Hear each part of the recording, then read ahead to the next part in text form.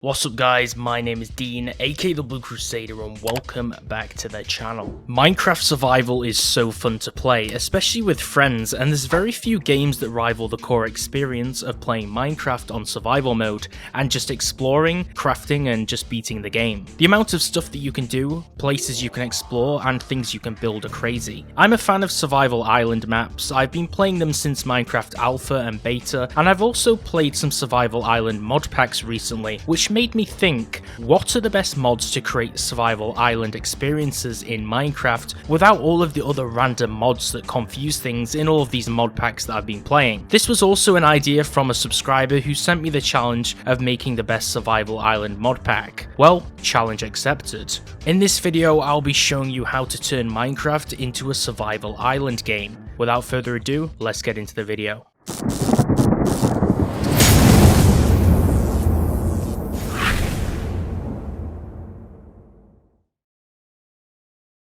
So first up, we're going to need some kind of terrain generator to form our island. Of course, without this, we'll have to go scouting in a new world to find a perfect sized place, which is not fun. The survival island generator mod is a highly configurable mod that lets us use the brand new islands generator preset when creating a new world, in order to make a new survival island that fully supports custom biomes. The islands don't have a climate system, so sometimes deserts and snow biomes may spawn alongside each other, but this gives us the perfect new system to have a fairly nice sized island to survive on that isn't one of those 10 or 20 block islands that most maps give you. This island generator by default spawns a forest island, so this is all we really need to survive in. You can basically configure it so you only spawn on one lone island in the world, or so that you have the ability to be surrounded by other islands too. This is the one that I'm going to do because I want other islands to spawn and for us to put some other biomes on there. So we'll be spending most of our time on one island, but let's add some biomes into the game too. There's a big choice of biome mods, but for this one I chose to go with the Biomes You'll Go, which adds a creative set of new ones to the game. The reason why I chose this one over Biomes O'Plenty is because that has its own generator and thus didn't want to work with the custom islands generator type that we need to use here. This will serve the purpose of diversifying the world and our surroundings if we decide to venture out to the other surrounding islands scattered nearby. Next up, let's make Minecraft just that little bit tougher. If this is a survival island game, then where's the survival element? Let's enhance and change the mechanics of the game's survival system to offer us an additional challenge and to spice things up a little. I chose to add the survival mod, which enhances the realism of the game. The survive mod is really nice, and this makes it slightly more difficult through the additions of mechanics like thirst, stamina, and temperature to the game. The thirst bar is placed above the hunger bar and means you'll have to drink water by crouching and drinking from a water source block or drinking a bottle of water. It's important to not let this go low. The temperature system in the mod also lets us know how hot or cold the current biome is. With the brand new wool armor added in the mod, it helps increase your resistance to the cold in certain biomes, whilst the stiffened honey armor improves heat resistance when in the desert. This is important so you don't get hypo or hypothermia, although we'll be starting off in a forest biome. This makes exploring the surrounding islands and biomes still more challenging. You'll also need to sleep when playing with this mod in order to function. Your body will become slower or weaker with debuffs over time, and you'll lose vision, for an example. Not only this, but to touch it off, the stamina system is impacted by certain actions in the world, like running, jumping, and more, and it's only refillable by sleeping. For the mobs, we won't actually be adding any new mobs to the game. Instead, we'll be upgrading the looks of the current vanilla ones. Sure, it would be interesting to add tigers and random other dangerous animals to our island, but the game already has danger at night, and we can't really control the spawning of these certain mobs here. The basic mobs in Minecraft get an upgrade with the Better Animal Models mod, which replaces the models of the existing vanilla creatures and adds new textures and animations to them too, making them look far better than before. This just makes the game more immersive, and it adds some realism and change to normal Minecraft because we're trying to stray away from the original Minecraft look and feel here. Next up is the Dynamic Surroundings mod. This mod consists of multiple segments: sound control, environments, and mob effects. The sound effects mod minimizes repeat playing of specific sounds over time, cutting down on certain noises. It also adds sound blocking to prevent some sounds from playing, as well as sound volume scaling that decreases or increases the volume of certain sounds that are too soft or hard. The The cave reverb is probably the best thing about this mod, because it adds sound decay to the game that's larger based upon the size of the cave, as well as sound occlusion that dampens sound effects the further that they travel through blocks. This just generally makes the world sound so much better, and it adds a huge layer of realism which we're going to need here. The mob effect segment adds sound effects for players, villagers and certain other mobs when making footprints, as well as adding particles on soft surfaces when you're moving and walking. There's breath particles in the colder and underwater regions of the game, tool or weapon swing sound effects, item toolbar changing sound effects, and it also disables the critical particle trail when you use arrows.